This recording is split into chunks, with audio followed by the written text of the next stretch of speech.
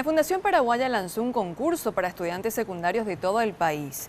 La intención de las Olimpiadas del Semáforo es que los jóvenes generen aptitudes para poder sacar de la pobreza a sus familias. Estas Olimpiadas consisten en que los jóvenes realicen una encuesta de la situación actual de sus familias, para luego implementar buenas prácticas y actitudes que permitan a su familia generar hábitos y cambios de conducta positivos para eliminar la pobreza multidimensional, según informaron desde la institución. Y en estas Olimpiadas nosotros lo que buscamos es que estos chicos, estos jóvenes, se destaquen y sean ellos los gestores del cambio en sus propias familias, ¿no?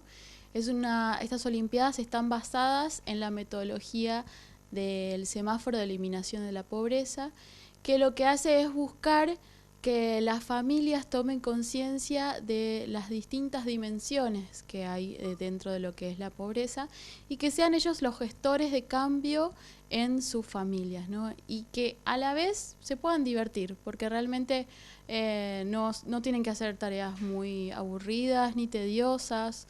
Es una forma muy entretenida de gestar el cambio. La competencia consta de varias etapas: aprendizaje y debate, planificación, acción y un cierre con resultados, y la inscripción no posee ningún costo. La inscripción es totalmente gratuita, no necesitan nada.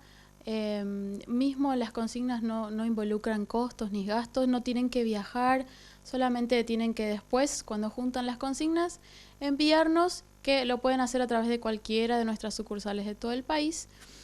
Y además, para que acumule más puntos, se va a llevar un viaje a Camboriú para todos los participantes, un profe y el director de la institución. Los requisitos para plegarse a la inscripción es ser estudiante del segundo o tercer año de la media y conformar grupos de entre 15 a 20 personas. Los interesados en participar tienen tiempo de inscribirse hasta el 8 de junio y pueden obtener más información llamando al 021 60 92 77.